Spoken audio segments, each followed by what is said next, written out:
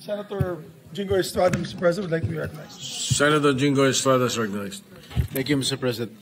Mr. President, this morning I received a report that Mr. Bryce Hernandez was transferred here from the Pasay City Jail, and it came to as a big surprise to this representation, since we approved that Bryce Hernandez be committed to the Pasay City Jail. We approved it in plenary. Mr. President, last Tuesday, when he appeared before the TRICOM at the House Committee, at the House of Representatives, the opening statement, if my memory serves me right, of Mr. Bryce Hernandez is that, pwede ba dito na lang ako makulong? Ayoko pong bumalik sa Senado dahil merong mga senador na involved dito sa flood control. And much to my surprise, he mentioned this representation together with Senator Joel Villanueva. After his testimony, full of lies, according to the Senate President, he talked with the Speaker of the House, and they reached an agreement that he be committed at the PNP Custodial Center. But when I discovered that when he was at the PNP Custodial Center, not one OSA member was guarding him there. Ni isa sa mga OSA na dapat meron tayong physical custody of that person. Wala nang pakialam ang pulis dyan eh. Tayo na ang may physical custody. Pero nasaan? Nasaan na nagagwardya sa kanya doon? Eh kung biglang tumakas yun, biglang pinatakas ng pulis yun, paano na? So after that, nagdesisyon po tayo here, plenary, that we commit him at the Pasay City Jail. And everybody approved of it. When I made my motion, sinigundahan ni Majority Leader Senator Mig Zubiri, and no one objected. At ang sabi dito, I got hold of this letter from the lawyer of Mr. Bryce Hernandez. Third to the last paragraph. We appeal for this because today there is renewed faith. Ito, September 15, today. Under your leadership, Senate President Soto, and with Chairman Lacson's stewardship of the Blue Ribbon Committee, there is assurance that the Senate will stand not only as a body of discipline, but as an exemplar of fairness. Mr. President, noong Tuesday, sabi ni Bryce Hernandez, ayaw niya rito. Kayo na po ang Senate President noon. Bakit ngayon sasabihin itong abogado niya, there is renewed faith? Bakit nung sinabi ni Bryce Hernandez, Senate President po kayo, wala ba siyang faith sa inyo noon nung nagsalita siya? Noong Tuesday, na ayaw niya bumalik dito sa Senado? Bakit ngayon niya lang sasabihin na meron siyang renewed faith? Bakit lagi natin sinusunod kung ano gustong kapritsyo ni Bryce Hernandez? Gusto niya malipat sa ano? Ayaw niya rito, nilipat niyo sa custodial. Nung nilipat natin sa Pasay, gusto niya naman ngayon malipat dito. Ano ba talaga? Why are we giving so much importance or credence to this person who is a liar, who is the #1 suspect of this corruption, what is happening in our country today? Bakit? Bakit? Meron ba nagproprotection sa House of Representatives? Bakit nung nag-hearing ang Blue Ribbon Committee po, nung si Congressman Marcoleta pang chairman ng Blue Ribbon, nagbanggit si Diskaya, ilang congressman? ang involved sa korupsyon. Pagdating nung kinabukasan, hindi na front page, hindi masyadong pinag-usapan. Nung si Bryce Hernandez na, nagbanggit ng 2 senador, front page na kagad kami. Kahit hindi totoo yung sinasabi niya, na walang basihan. 30% commission daw.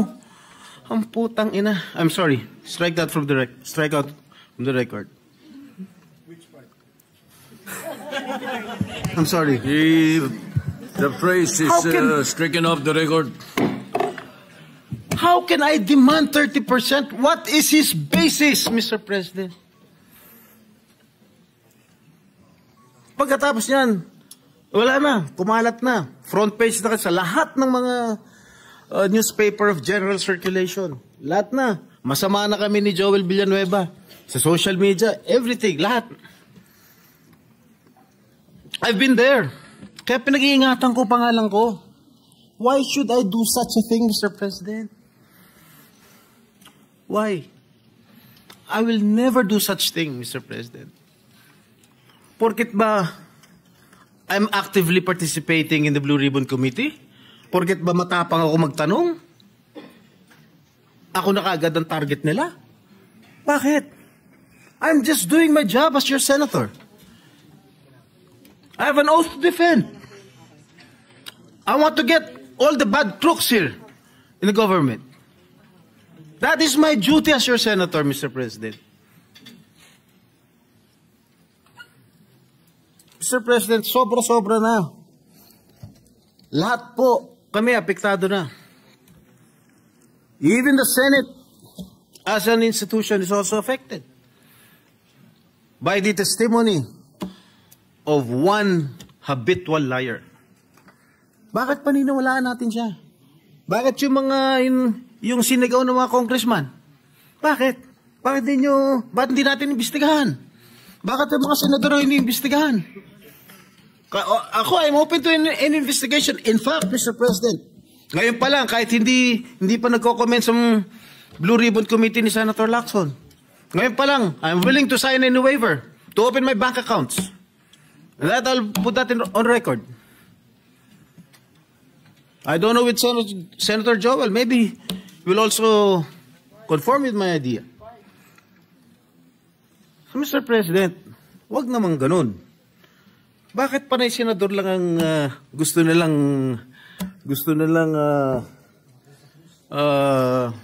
ipako sa krus? Bakit yung mga ibang mga politiko? Dahil, porket masikat kami? Hindi naman yata tama yun. Pare-pareho lang tayo nasa gobyerno. Pare-pareho lang tayo naninilbihan dito. Yun lang po, Ginoong Pangulo. Maraming salamat po. Majority Leader.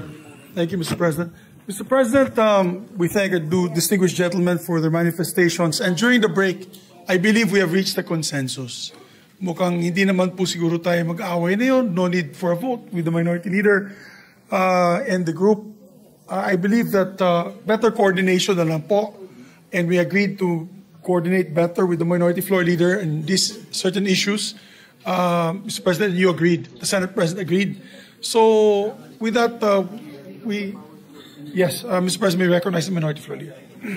Minority Leader. Yeah, Mr. President, and may also manifest. And extraordinary lang po na pinagbutuan natin yan sa plenary. So I just want to express that we want to support our chairman of the Blue Ribbon Committee, Senator Lacson. So after this, it will be the committee and the chairman in coordination with the Senate President. Diba? Hindi man kailangan parating pagbutuan dito.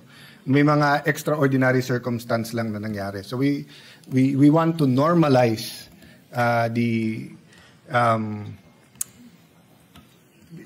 not only the consultation, but the following of our rules. And we look forward to working with Senator Lacson and, of course, the Senate President. So we thank the good Minority Floor Leader for that, Mr. President. So we don't need to make another motion, Mr. President. Therefore, the decision to bring Bryce Hernandez here to the Senate is sustained, Mr. President. And let's move forward, Mr. President. with the permission of the body, and I believe the request of Senator Erwin Tulfo is that it should be recognized tomorrow na lang po. Anyway, it's a bit late.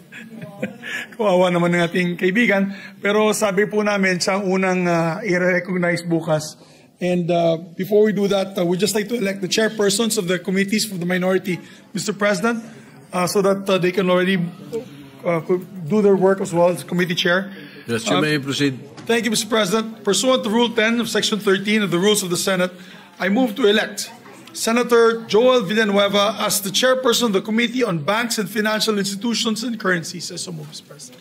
Any objection? Hearing none, Senator Villanueva is elected chairman of the Committee on Banks.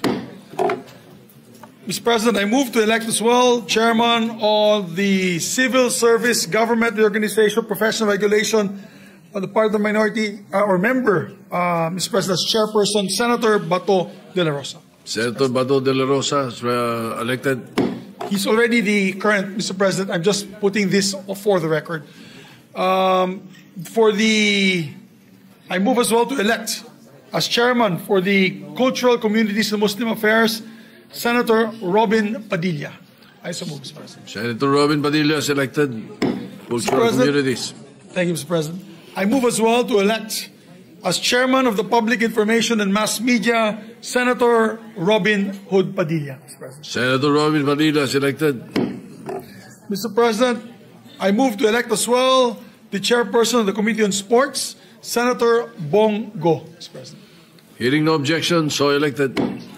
Mr. President, I move to elect as chairman of the Committee on Trade, Commerce, and Entrepreneurship, no other than Senator Rodante Marcoleta, Mr. President. Hearing no objection, Senator Marcoleta is elected. Mr. President, I move to elect as chairman of the Committee on Urban Planning, Housing, and Resettlement our former Senate President, Senator Cheese Escudero, Mr. President. Senator Cheese Escudero is elected. Mr. President, I move to elect as the chairman of Youth, no other than Senator Christopher Lawrence Bongo. Hearing no objection, Senator Bongo is elected. I move as well to elect the chairman of the Committee on Foreign Relations, Senator Amy Marcos, Mr. President. She was former chairman. She's the former chairman. We're just Senator affirming. Amy Marcos, re-elected.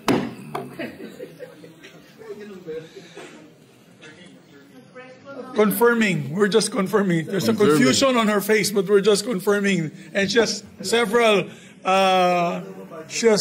treaties on hand to defend. So we will not anymore disturb her tenure of that committee for the meantime, Mr. President.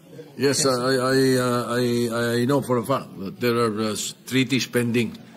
I was just thinking that maybe she was want to change the aisle. The what? I'm sorry? Change the? Change in the aisle. All right, go ahead. Mr. President, I move to elect as well the chairperson of the Committee on Local Government, Senator Jinggoy Estrada, Mr. President. Any objection? Hearing none, Senator Estrada is elected. Thank you, Mr. President. Mr. President, I move to proceed with the reference of additional reference of business. The additional reference of business. Meron?